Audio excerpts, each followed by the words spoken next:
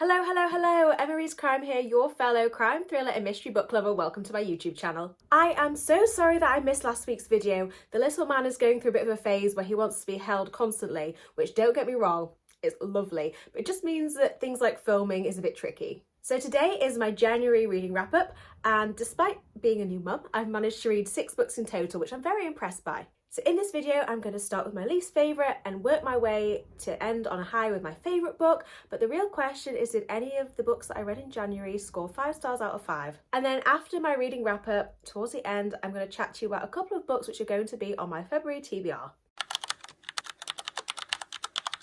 I had no DNFs or not right nows in January, so I'll start with my least favourite book which I read from start to finish, which was Now is the Time for Monsters by A.G. Mott, which was mine and Michaela's in-person book club pick for January. It's really tricky for me to try and describe to you what this book's about because it was just a big hot mess. There was a lot going on. Main character Cassie suffers from nightmares, but then it begins to transpire that maybe her nightmares are actually visions. This transpires after the killing of a few women, and also there's a serial killer on the loose. I'm not describing the plot very well, I'm very sorry. The first chapter was really good. It was very dark and disturbing and sucked you in, but then after that, this book just wasn't for me. I just felt that there was too much going on, and the way it fitted together was a bit janky, and I also didn't think it was written very well. Some of the twists, in particular one twist, which obviously I can't say because it's a spoiler, were ridiculous. It's safe to say that no way could you guess them, but they were just bonkers. I thought Frida McFadden's twists were wild, but this takes it to a whole other level.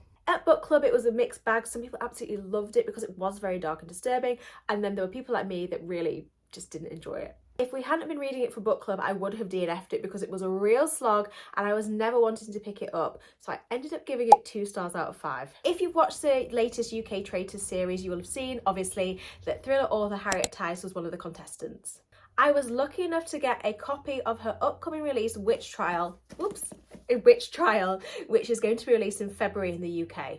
I just realised it's still upside down, baby brain. Here you go, here's the cover. 2 teenage girls are accused of killing their friend, and the media takes real interest in this story. Rumours of bullying spiral into something so much darker. There are rumours of rituals, obsession and jealousy involved in the case. In the story, we follow Jura Matthew, who is a heart surgeon. This started off so strong. Sometimes I find that blurbs give away too much of the story, but for the case of this, it didn't. And because we follow Jura Matthew's perspective, it felt like I was on the jury hearing about the case and the trial for the first time, so I thought that was so clever. However, at times I found it a bit slow paced, and the more and more I read on, the weirder and weirder it got, but not in a good way. I'm a big fan of Harriet Tice. I've read all of her books apart from Lessons in Cruelty, and I found that they've been pretty good legal thrillers, but this was very strange compared to her other work. It did redeem itself at the very end. I thought it was very cleverly tied off.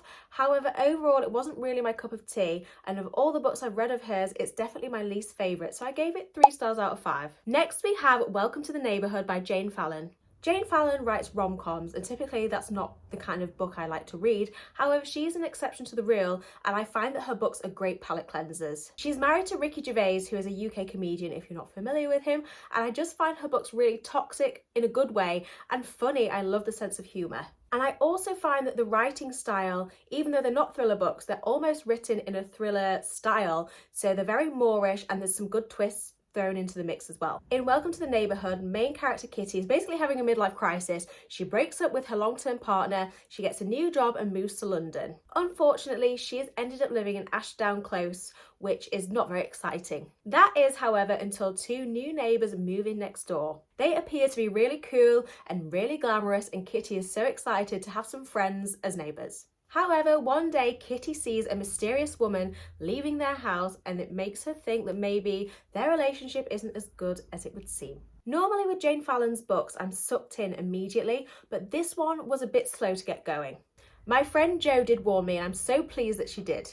I also found the first half a bit predictable, which normally I don't find with Jane Fallon's books. However, towards the second half of the book, the pacing really kicked off and it was so addictive and there were some great twists, and I thought it was fantastic and it was up to Jane Fallon's usual standard. I didn't enjoy it as much as some of the 4-star reads, which I'm going to go on to. However, I didn't think it was a 3.5 read, so I've decided I'm now going to be a 1/4 star rater, so I ended up giving it 3.75 out of 5.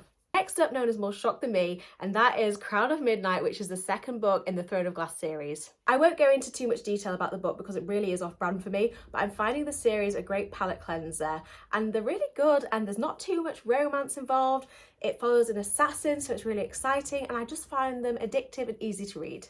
And I ended up giving it 4 stars out of 5. We are 4 books down and 2 to go. If you've made it this far, then thank you ever so much. If you're not already doing so and would like to hit that subscribe button, it would mean so much to me. If you're enjoying what you're seeing, you can also find me on TikTok and on Instagram for a different style of content. Now on for my final 2 books and a couple of books which are going to be on my February TBR. So my second favourite book of January was Beth is Dead by Katie Burnett. It is a modern day retelling of Little Women with a murder mystery style element thrown into the mix. Obviously, Little Women is a classic, so I was really intrigued as to how the author was going to do a retelling, and honestly, it was chef's kiss. Sometimes I find YA books a bit babyish and a bit cringe, but I didn't get that vibe at all while reading this. I thought that the characters, even though they are kids, were written quite maturely, and they were annoying, but it was part of the not the fun of the story, but it worked with the story. I often find that YA books are great palate cleansers, and I think that if you're looking for something light but still want that murder mystery thriller kind of vibes in the story, then this is one you should definitely check out. I thoroughly enjoyed it and I gave it 4 stars out of 5. And my favourite book of January was Black Summer by M.W. Craven. So this is book 2 in the Tilly and Poe series. In the past, Poe had arrested a celebrity chef for murdering his daughter. At the time, no body was found, but the evidence led to a death. However, in the present day, it turns out that the chef's daughter is still alive and had been held captive for years. And obviously Poe is under a lot of scrutiny because he essentially sent an innocent man to prison. However, he is convinced that something is just not quite right, and he's convinced that this celebrity chef is still guilty. I loved book 1 in the series. However, I loved book 2, this book, even more. The characters were brilliant. They were fantastic, as they were in book 1. And the story and the case was so clever. When you're reading it, you have no idea where it's going to go because it just leaves you dumbfounded. How are all these things going to add up? How is it going to knit together towards the end? It was incredibly fast paced. It was a page turner. It was so well written and so clever. And the way everything tied up towards the end was fantastic. But did I give this book 5 stars out of 5?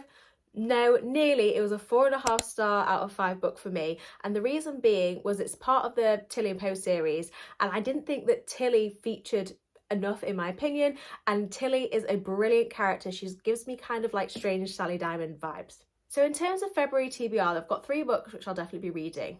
First of all, I'm going to be rereading my favourite book of 2025, which is My Husband's Wife by Alice Feeney. It is mine and Michaela's in-person book club pick for February, so I want to reread it to refresh my memory. If you ever reread books, do you ever include it in your total reading numbers for the month?